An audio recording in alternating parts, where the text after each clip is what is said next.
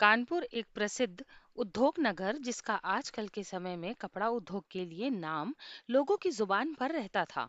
लेकिन इस शहर के आभा मंडल के पीछे एक गहरी गुत्थी छुपी हुई थी। ये कहानी है आर्यन कपूर की, एक ऐसे जासूस की जिसने कानपुर में खतरनाक साजिशों को बेनकाब किया।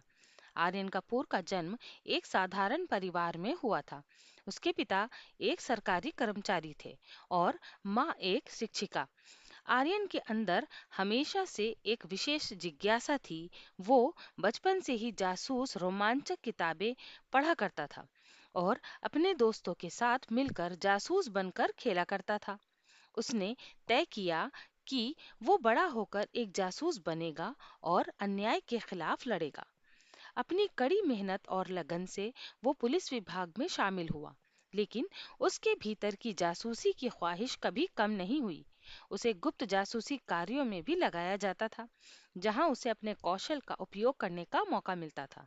एक दिन उसने एक गुप्त सूचना मिली कि कानपुर के उच्च प्रोफाइल उद्योगपति विजय खन्ना की हत्या की योजना बनाई जा रही है। विजय खन्ना, जो उद्योग जगत में एक बड़ा नाम थे, उनको लेकर कई दुश्मन थे। आर्यन को तुरंत इस मामले की तह तक जाने का निश्चय किया। उसने विजय के आसपास के लोगों पर नजर रखना शुरू की। वो ये जानना चाहता था कि कौन लोग विजय से असंतुष्ट थे।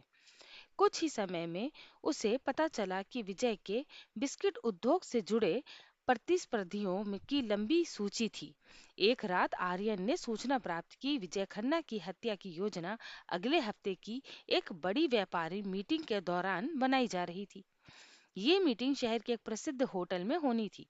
आर्यन ने अपनी रणनीति बनाई और उसे इस मीटिंग में जाने और वास्तविकता का पता लगाने की आवश्यकता थी।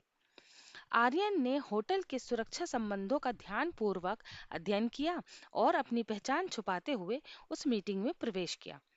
मीटिंग में उसकी नजरें हर व्यक्ति के चेहरे पर थी।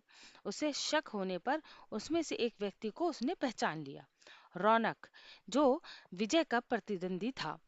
रौनक एक चालाक और प्रभावशाली व्यापारी था।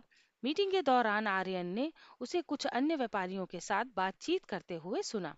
उन्होंने विजय की हत्या की योजना तैयारी की थी और आर्यन को पता चल गया था कि सब कुछ सिलसिलेवार तरीके से योजनाबद्ध किया जा रहा था।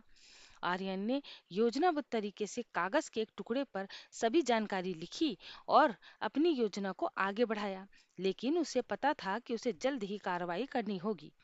उसने सोचा कि उसे रौनक को किसी भी तरह का झांसा देना होगा ताकि वो अपनी योजनाएं फाश कर सके। एक रात आर्यन ने रौनक के संपर्क के बारे में अधिक जानने का फैसला किया।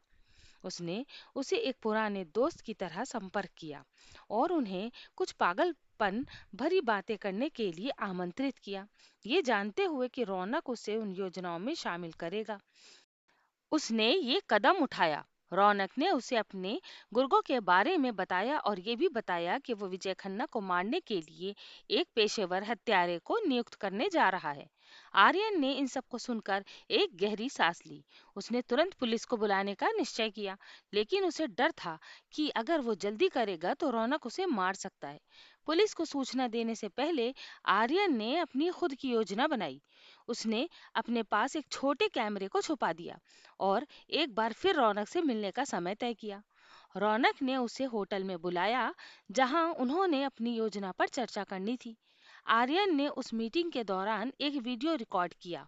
जैसे ही बातचीत तक खतरनाक मोड़ पर पहुंची, आर्यन ने अपनी पहचान उजागर की। उसने रौनक को बताया कि वो एक जासूस है और उसकी सारी योजनाएं रिकॉर्ड कर ली हैं। हालांकि रौनक और उसके साथी ने उसे पकड़ने की कोशिश की थी, लेकिन आर्यन चतुराई से बच निकला। आर्यन ने जल्दबाजी में पुलिस को फोन किया। कुछ ही समय में पुलिस होटल पहुंची और रौनक और उसके गुर्गों को गिरफ्तार कर लिया। विजय खन्ना की जान बच गई और आर्यन को धन्यवाद दिया गया। विजय खन्ना ने आर्यन के साहस और कुशलता की प्रशंसा की। उसने तय किया कि आर्यन को विशेष पहचान और सुरक्षा प्रदान की जाएगी। आर्यन की बहादुरी ने उसे कानपुर में एक स्थानीय नायक बना दिया। कहानी यहाँ खत्म नहीं होती है। आर्यन ने अपनी जासूसी करियर को जारी रखने का निश्चय किया और अपने अनुभवों का उपयोग में लाते हुए अन्याय के खिलाफ हमेशा खड़ा रहने की ठानी। कानपुर अब अपने सबसे अंधेरे समय से निकलकर अपने जासूसों की बहादुरी को याद करता रहेगा।